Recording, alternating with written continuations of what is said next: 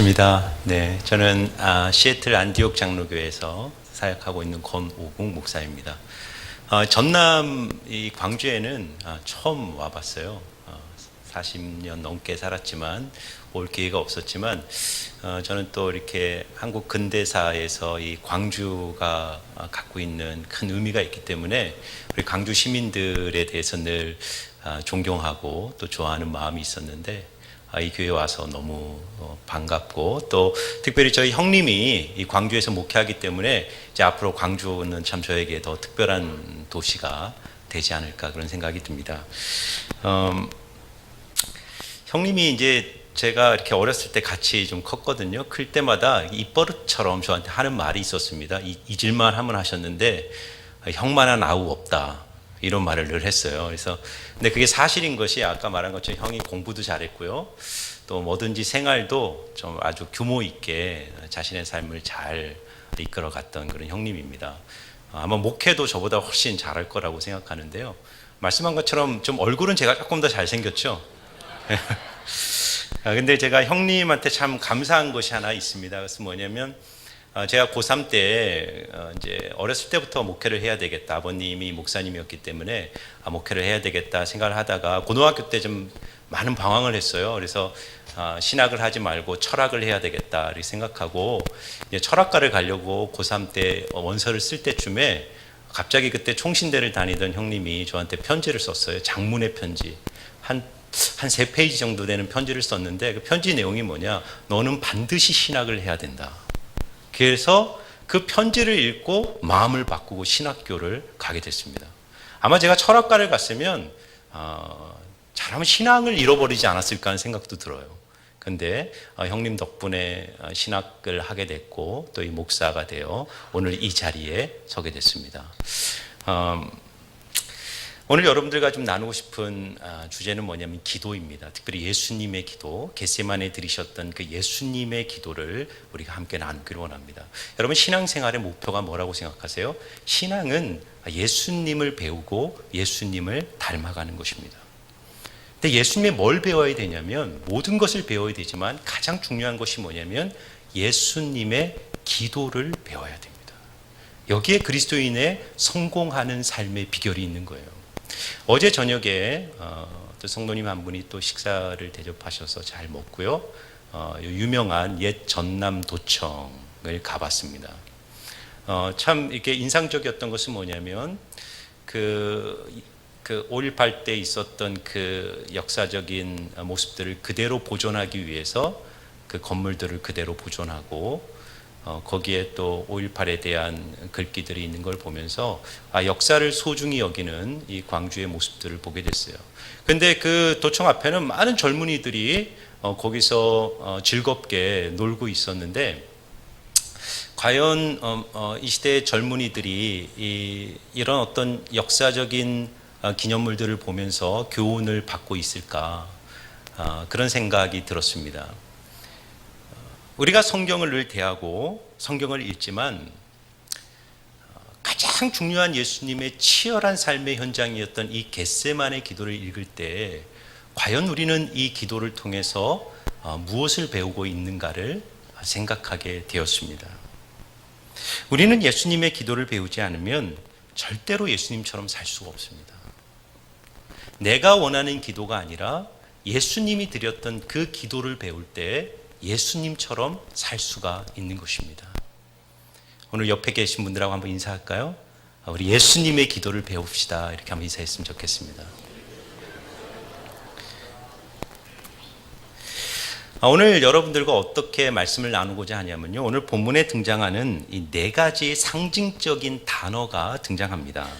1절에 동산이라는 단어가 있고요. 3절에 등과 횃불과 무기라는 단어가 있습니다. 그리고 10절에 칼, 11절에 잔. 이 4가지 단어는요, 매우 중요한 영적인 상징적 의미를 담고 있어요. 이 4가지 단어를 중심으로 오늘 예수님이 드렸던 이 기도의 본질이 무엇인지, 우리는 어떻게 기도해야 되는지를 여러분들과 함께 나누겠습니다.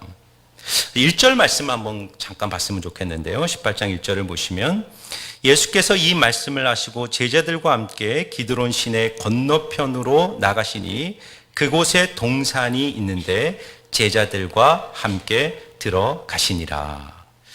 여러분, 우리가 잘 알고 있듯이 이 복음서에는 네 가지 복음서가 있죠. 그것을 이제 두 가지로 나누면 공관복음서와 요한복음으로 나눕니다. 공관복음이란 것은 관점이 똑같다는 겁니다. 그래서 마태, 마가, 누가는 동일한 관점에서 동일한 예수님의 행적을 기록하고 있어서 공관복음이라 그러고요. 한참 후대에 기록된 요한복음은 이 공관복음이 다루지 않고 강조하지 않은 어떤 부분들을 더 설명하기 위해서 사도 요한이 요한복음을 기록하고 있습니다.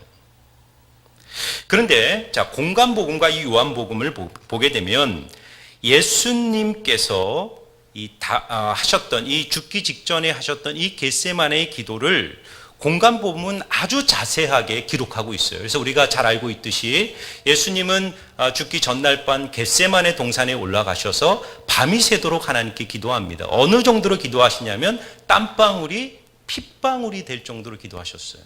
그 예수님의 기도의 고민이 뭐였습니까? 아버지요, 할 수만 있으면 이 잔을 내게서 피하게 해 주십시오. 그러나 내 뜻대로 하지 마옵시고 아버지의 뜻대로 하옵소서라고 기도합니다. 아주 유명한 기도죠. 아주 위대한 기도입니다. 공관복음서는 그 예수님이 겟세마네에서 드렸던 이 기도를 자세하게 집중적으로 포커스를 해서 다루고 있어요. 그런데 여러분들이 오늘 읽은 요한복음 18장 1절을 보면 예수님이 동산에 올라가셨는데 이 기도했다라는 내용이 등장하고 있지 않다는 거예요. 왜 요한복음은 예수님의 기도의 내용을 의도적으로 삭제하고 있을까요? 그것은 역설적으로 우리에게 우리의 삶에 있어서 기도가 얼마나 중요한가를 말하고 있는 것입니다. 여러분, 우리가 한 사람의 삶을 보여지는 그 현상적 모습들이 있어요. 어떤 사람들이 살아갈 때 그리스도인들의 모습을 볼 때 고난을 넉넉하게 이기고 인간관계 속에서 섬김과 희생으로 살아가고 하나님의 뜻을 묵묵히 순종하며 남들이 살아내지 못하는 탁월한 영적인 삶을 살아가는 그 현상적 모습 뒤에는 그렇게 그 삶을 만들어내는 보이지 않는 무엇인가가 있다는 거예요. 그것이 뭡니까? 바로 그의 기도라는 거예요. 기도는 보이지가 않아요. 그가 어떻게 기도를 드리고 있는지 보이지 않습니다. 그러나 그 보이지 않는 기도가 그분의 삶의 현실을 결정하고 지배하고 이끌어가고 있음을 오늘 본문을 말하는 것입니다. 오늘 본문의 포커스는 뭐냐? 예수님이 어떻게 기도하셨다를 말하는 것이 아니라 그 기도한 후에 예수님이 얼마나 놀라운 평안함과 담대함으로 이 상황과 환경을 주도하고 계시는가를 보여주고 있어요. 군대와 무기와 권력을 가지고 상황을 주도하려는 사람들 앞에 예수님은 힘없이 무력하게 억지로 끌려가는 것이 아니라 그 모든 상황을 주도적으로 받아들이고 능동적으로 대처하시고 십자가의 자리를 향하여 뚜벅뚜벅 걸어가시는 그 예수님의 놀라운 평안함을 이 본문은 포커스하고 있는 것이죠. 무엇이 그것을 만들고 있습니까? 예수님의 기도, 보이지 않는 그의 기도, 이 겟세마네의 기도의 승리가 있었다는 것입니다. 여러분, 그렇기 때문에요, 인생이 어려운 것은 절대 환경 때문에 어려운 게 아닙니다. 그걸 잘 생각하셔야 돼요. 우리는 살면서 내가 처한 조건, 환경, 상황이 내 인생을 결정한다고 생각해요. 하나님이 우리에게 지라고 하시는 이 십자가가 무겁고 힘든 것이 아니에요. 그 환경과 십자가를 직면할 용기와 담대함이 우리 안에 있느냐 없느냐는 거예요. 두 가지 인생이 있을 뿐입니다. 환경이 마음을 지배하는 사람이 있고요, 그 마음이 환경을 통제하고 환경을 지배하는 사람이 있습니다. 그리고 인생은 결국은 마음의 문제고 그 마음을 결정하는 것이 무엇이냐? 바로 우리가 하나님께 드리는 기도에 있는 거예요. 그래서 잠언 기자는 뭐라고 말합니까? 무릇 지킬 만한 것보다 더욱 너희의 마음을 지키라. 생명의 근원이 이에서 남이니라 말씀하십니다. 그래서 오늘 보세요. 자, 1절을 다시 보시면 예수님께서 이 말씀을 하시고 제자들과 함께 기드론 시내를 건너 시내 건너편으로 나가시니 그곳에 동산이 있는데 제자들과 함께 들어가시니라. 예수님께서 마가의 다락방에서 제자들에게 말씀을 전하시고 그날 밤 기드론 시내를 건너가셨다라고 말합니다. 지도를 한번 잠깐 보여드릴게요. 기드론 시내를 보시면 잘 안 보이실 것 같은데요. 기드론 시내는 어디에 있냐면 예루살렘 성전이 있던 예루살렘 성벽과 그 오른편에 있는 감람산, 그 감람산 안에 겟세마네 동산이 있습니다. 그 사이를 깊은 골짜기가 있는데 이것을 기드론 골짜기라 그랬어요. 예수님이 지금 예루살렘 성에서 나와 이 골짜기를 지나 겟세마네 감람산 동산으로 들어가신 것입니다. 기드론이라는 단어는 히브리어로 키드론이라는 단어인데 이것은 흑암, 어둠이라는 뜻을 가지고 있어요. 그래서 이스라엘 백성들에게요, 기드론 하면 대단히 악명 높은 장소입니다. 구약의 역사 속에서 기드론은 어떤 곳이었냐면 항상 우상들이 불태워지고 버려졌던 곳이 기드론 골짜기였어요.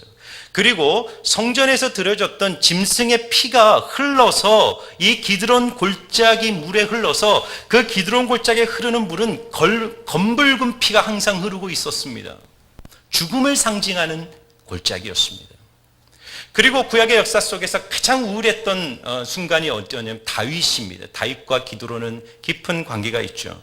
그 아들 압살롬이 반역을 일으켜서 아버지를 죽이려 할 때 이 다윗이 한밤중에 기드론 골짜기를 지나 광야로 도망가는 그런 곳입니다. 그러니까 지금 예수님이 기드론을 지났다라는 것은 무엇을 의미하는 것입니까? 죽음과 배신과 절망의 소용돌이 속으로 주님이 들어가고 계시는 거예요.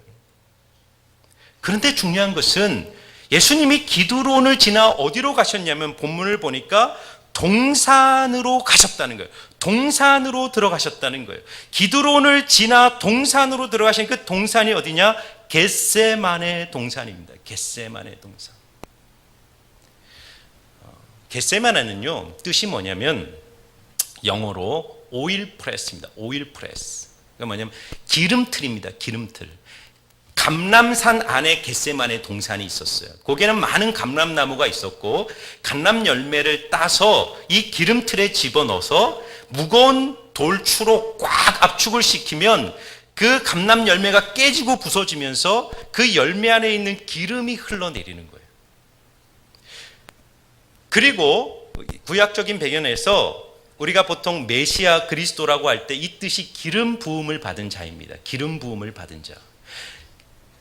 올리브 기름을 발라서 기름 부음을 받았던 사람 그 직책이 뭐냐면 제사장과 왕과 선지자입니다. 그래서 예수가 그리스도라는 의미는 뭐냐면 예수님께서 올리브 기름을 바르셔서 우리의 왕과 제사장과 선지자가 되셨다는 거예요. 자, 이런 겟세마네라는 의미를 갖고 있는 이 기름틀이라는 의미를 갖고 있는 이 겟세마네 동산에 들어가셨다라는 것을 통해서 우리는 중요한 기도의 의미를 발견하게 돼요. 여러분, 예수님이 겟세마네 동산에서 왜 땀방울이 핏방울이 될 정도로 기도하셨다고 생각하십니까? 예수님이 인간이셨어요. 예수님은 십자가가 두려우셨어요. 그래서 할 수만 있으면 이 잔을 피하게 해달라고 했습니다. 그것이 인간으로서 예수님이 갖고 있었던 연약함이었어요. 예수님의 생각이었습니다. 그러나 예수님은 십자가를 져야 한다라는 하나님의 뜻을 알고 있었습니다. 기도 속에서 하나님은 자신의 존재 전체로 하나님의 뜻을 받아들임으로써 자기의 뜻을 깨트리고 부서뜨리고 하나님의 뜻에 온전히 항복함으로써 향기로운 기름과 같은 놀라운 영향력을 흘려보내기 시작했던 거예요. 여러분, 인생에서 가장 위대한 순간은 언제냐면 껍데기와 같은 자아의 힘으로 정상에 우뚝 서는 순간이 아니라 이 껍데기 같은 자아의 힘을 꺾고 내 옛사람의 생각과 뜻과 마음이 부서지고 깨어질 때, 그래서 그로 말미암아 하나님이 우리 안에 주신 생명의 거룩한 기름들이 흘러갈 때, 바로 그때 여러분들의 인생에 가장 위대한 순간들이 오기 시작하는 것입니다. 가장 가장 아름다운 기도는 아버지 내 뜻을 이루어 주시옵소서, 그 기도가 아니라 내 뜻대로 마옵시고 아버지의 뜻대로 하옵소서라고 드리는 그 순간, 그때 여러분들의 기도는 가장 놀라운 기도를 경험하게 되는 거예요. 하나님의 뜻이라는 거대한 삶의 무게를 존재의 응답으로 받아내는 거예요. 그리고 바로 그때 비로소 여러분의 삶에 기름 부으심이 있는 거예요. 여러분, 그리스도인은요, 그리스도를 닮은 사람이에요. 제가 말했잖아요. 그리스도는 기름 부음을 받은 자.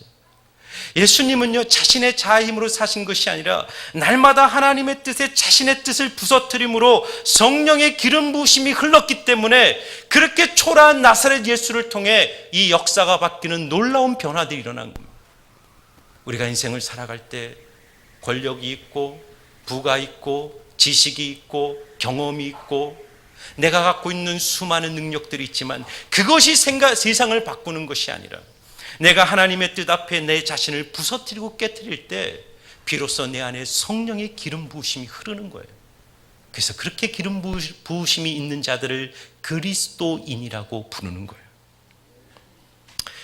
여러분, 우리 인생은요, 가만히 보면요, 결국은요, 두 가지 동산 중에 하나를 오르는 것입니다.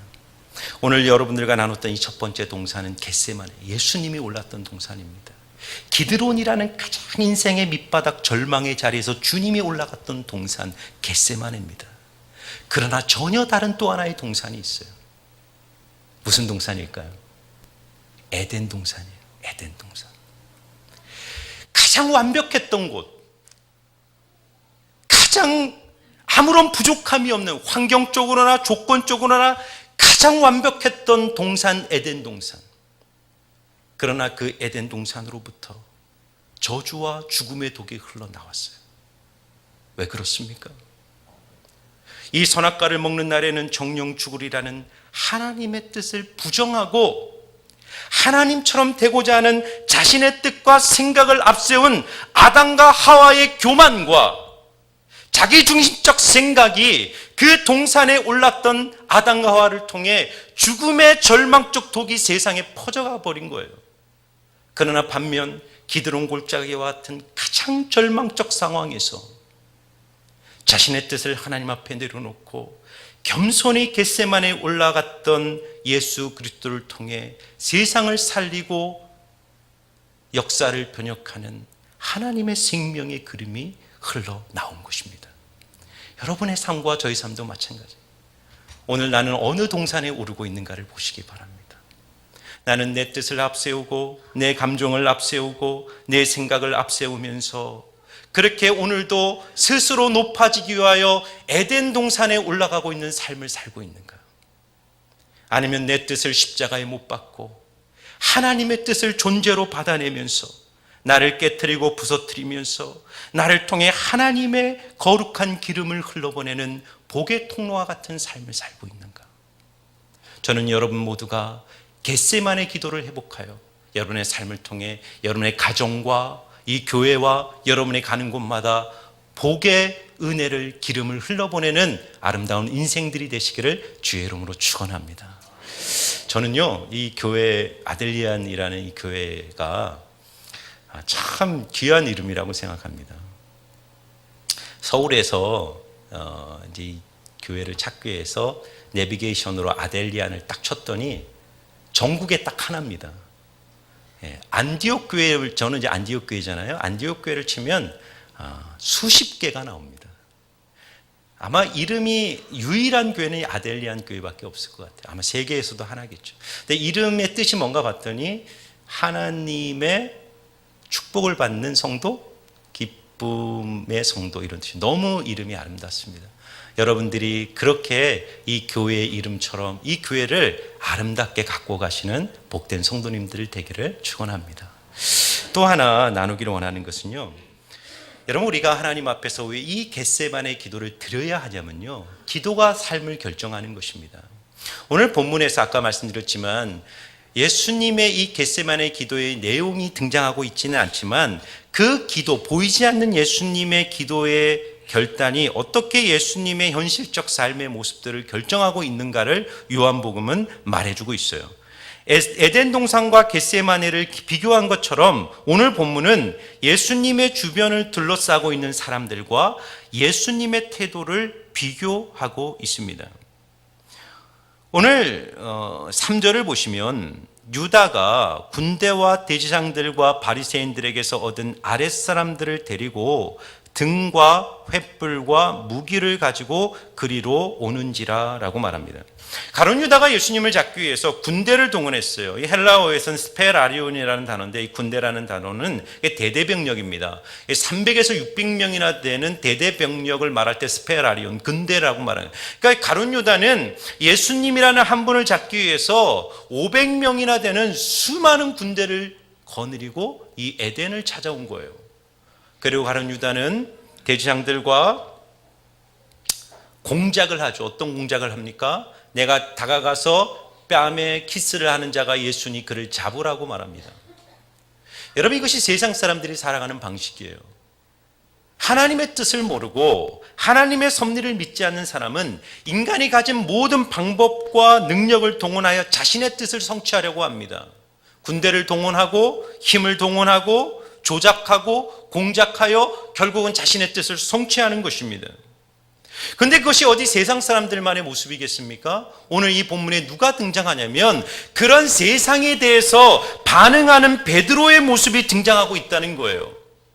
세상은 그렇게 사는 것이 당연하지만 그런 세상 앞에 베드로는 오늘 어떻게 반응하고 있습니까? 10절을 보면 이렇게 나옵니다.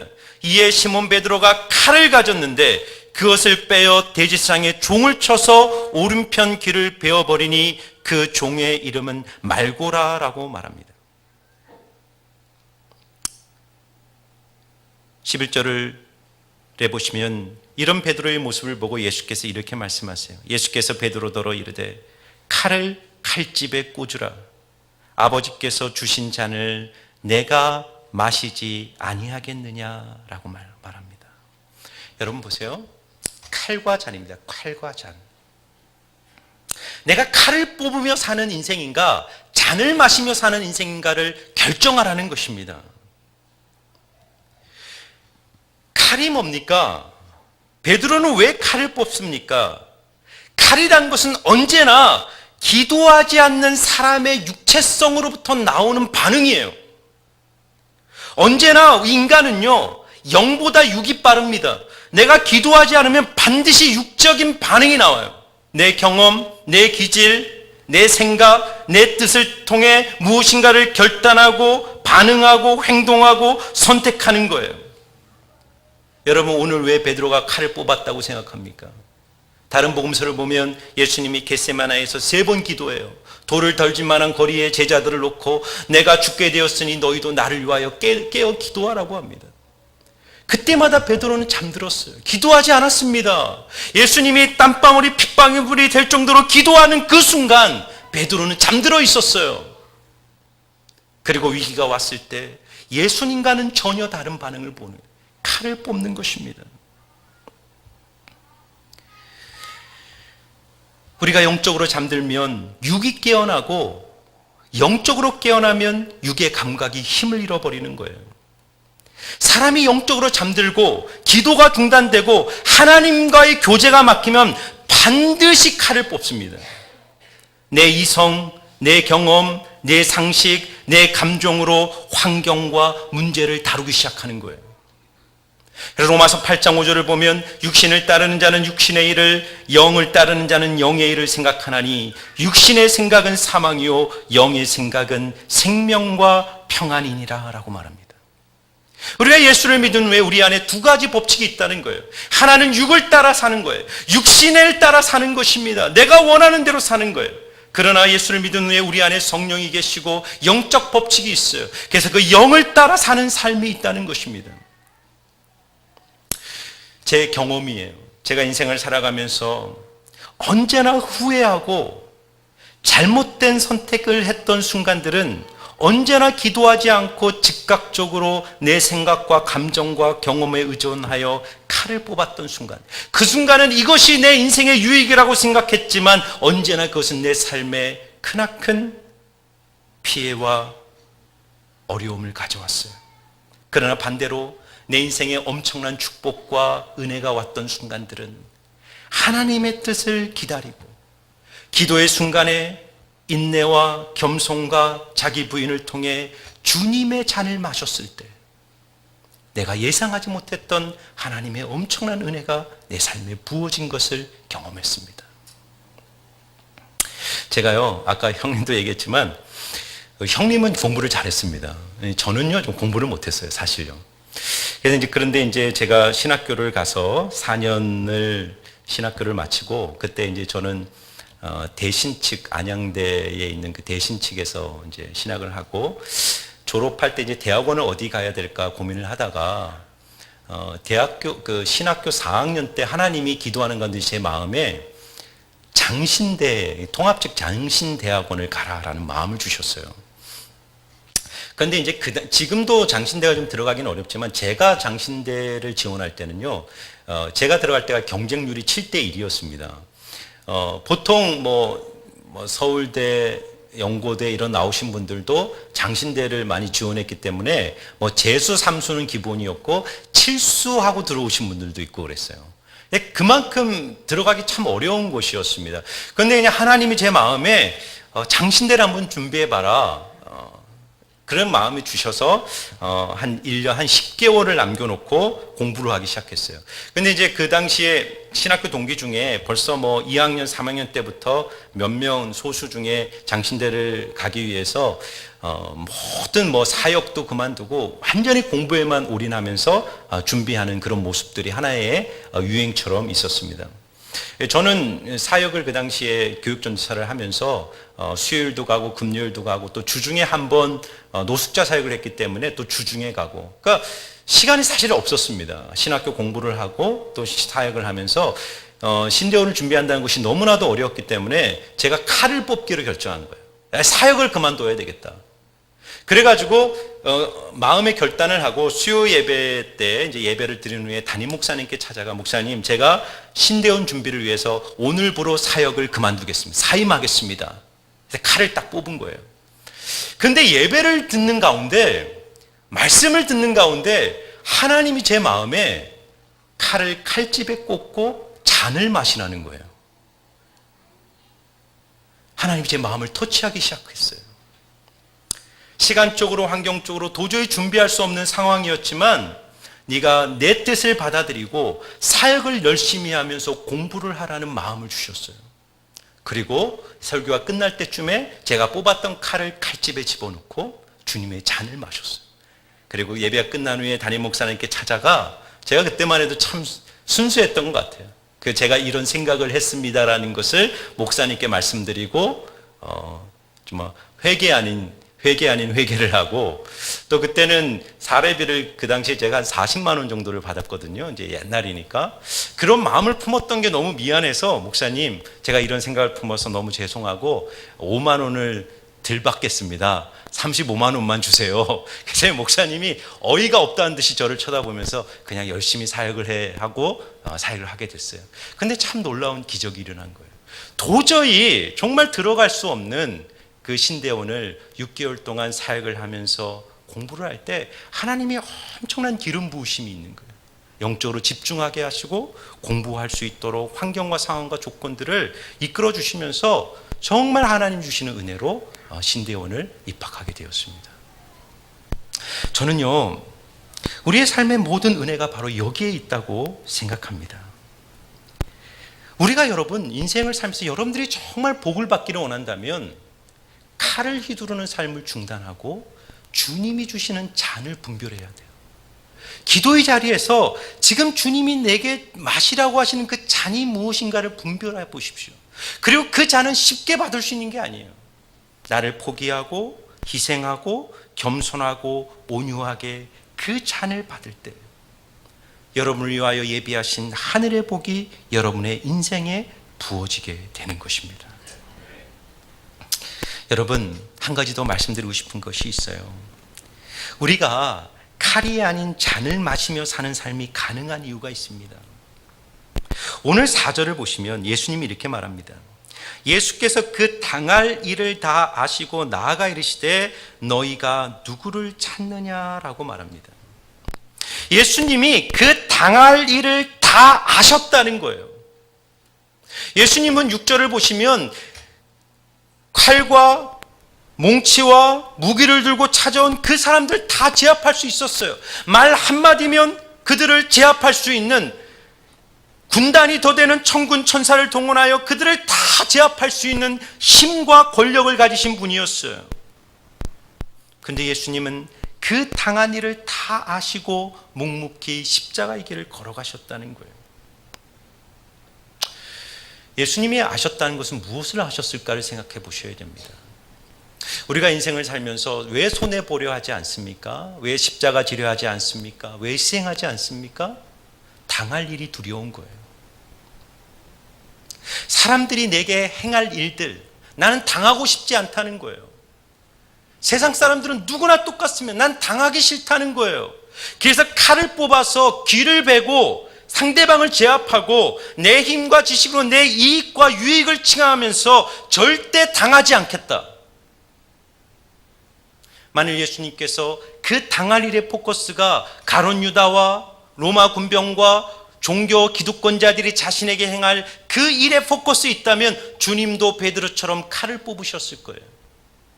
그런데 예수님이 지금 당할 일이라고 말한 것은요, 사람들이 자신에게 행할 그 일을 말하는 것이 아닙니다. 히브리서 12장 2절을 보면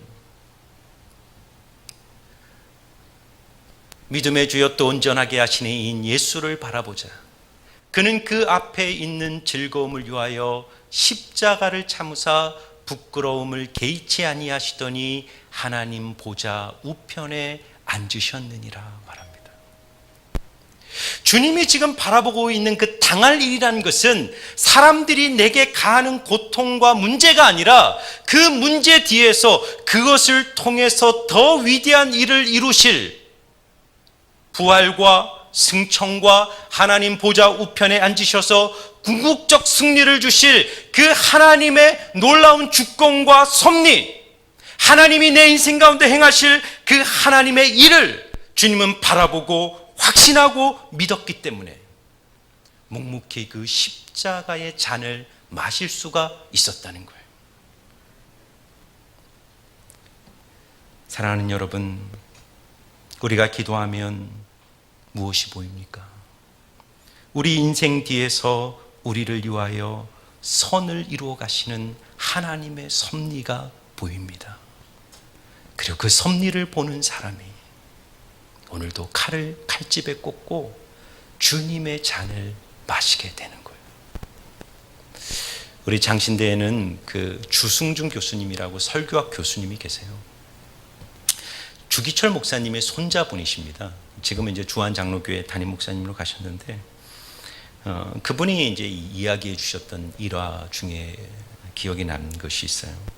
아버님을 통해서 들었겠죠. 할아버지 주기철 목사님의 모습을 들었던 이 주기철 목사님이 오랜 세월 신사참배를 거부함으로써 투옥을 하시고 옥초를 치르시다가 순교하기 몇 주 전에 일본의 순사들이 주기철 목사님을 풀어줍니다. 이게 테스트였어요. 이 정도 고난을 받았다면, 이 정도 고문을 받았다면 이제 주기철 목사의 생각이 좀 바뀌지 않았을까 테스트하기 위해서 주기철 목사를 풀어줬습니다. 이 목사님이 풀려나자마자 성도들이 있는 상정형 교회로 가서 주일 설교를 하는데 그때가 마지막 설교였어요. 그 마지막 설교의 제목이 뭐냐면 일사가고 5종류의 기도 제목이라는 설교를 하셨어요. 그분이 마지막 순간에 하나님께 드렸던 5종류의 기도는 첫 번째, 죽음의 권세를 이기게 하옵소서라고 기도했습니다. 두 번째는 장기간의 고난을 견디게 하옵소서. 세 번째는 나의 노모, 처자와 나의 사랑하는 교우들을 주님이 돌보아 주십시오. 그리고 네 번째 기도는 의에 살고 의에 죽게 하옵소서. 그리고 마지막으로 내 영혼을 아버지의 손에 부탁하나이다. 이 설교를 마지막으로 주기철 목사님은 돌아올 수 없는 그 길을 묵묵히 걸어가신 거예요. 그런데 이 주기철 목사님의 아들이었던 그분이 우리 주승종 교수님에게 전해주신 주기철 목사님의 모습은 절대 초인적이거나 용감한 분이 아니었다는 거예요. 아들의 입장에서 볼 때 아버지 주기철 목사님은 매우 연약하셨고 두려워하셨고 정이 많은 그런 분이었다는 겁니다. 그런데 그 길을 갈 수 있었던 것은 그분께서 아내와 교우들의 기도, 그리고 그분 자신의 기도 속에서 그분의 인생 속에서 행하시는 하나님의 도우심과 섭리를 날마다 확고하게 붙들었기 때문에 순교의 길을 끝까지 걸어갈 수 있었다는 것입니다. 사랑하는 여러분, 우리는 에덴에 올라갈 것인가, 겟세마네에 올라갈 것인가, 칼을 휘두를 것인가, 주님의 잔을 마실 것인가를 날마다 결정해야 합니다. 칼은 자신이라는 존재를 보호하고 지키기 위해 필요한 도구지만 잔은 자신이라는 존재를 하나님의 손에 의탁하는 거예요. 그리고 그 잔은 죽음의 잔처럼 보이지만 우리가 그 잔을 마실 때 그 잔을 통해 생명수와 같은 하나님의 영적인 능력이 나를 통해 흘러나오는 것입니다.